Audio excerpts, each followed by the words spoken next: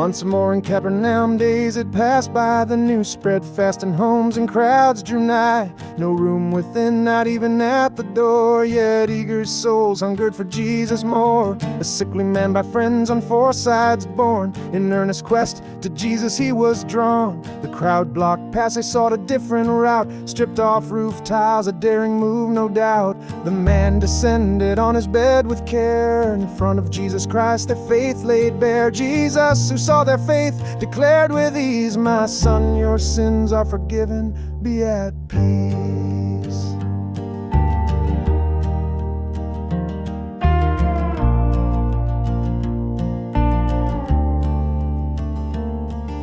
Within the crowd, some doubting scribes observed. Perplexed, they questioned how Jesus served. In silence sat the scribes, thoughts intertwined. Blasphemy, they snarled, their doubts enshrined. Who pardons sins but God, their murmur spread.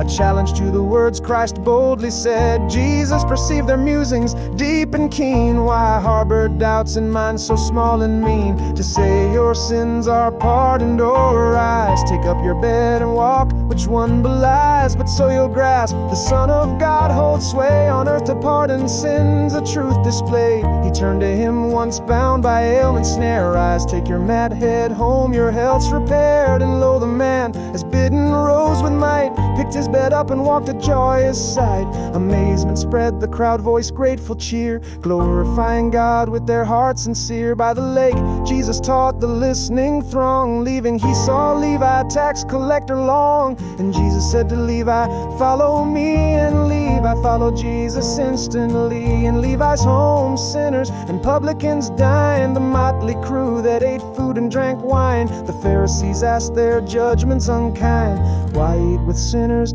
to ensnare his mind?" Jesus responded with becoming grace, "The well need not a physician's embrace.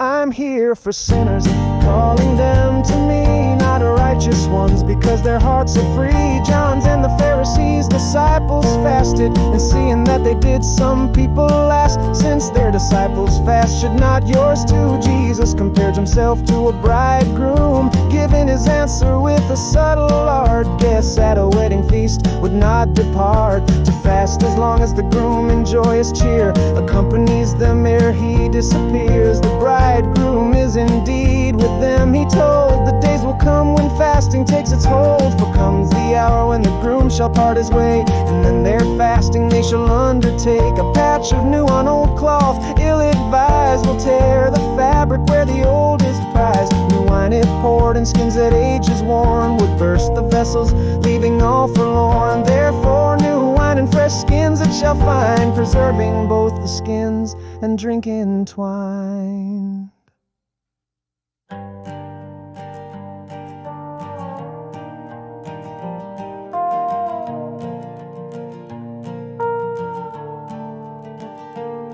Now on the holy day Christ's path did pass through grain fields where the shadows of the stalks cast, and his disciples plucked the heads to eat, provoking Pharisees to bring their heat. Why break the day of rest, they sternly ask, asking Christ to explain his followers' acts. To this Christ spoke of David's pressing need, how in God's house he used the bread to feed his men, for with Abiathar high priest they ate the sacred bread, a minor feast. For man the day of rest was meant, he said, not bound by rituals as some misled. The Son of Man takes power, he declared, o'er the holy day, and his words were shared.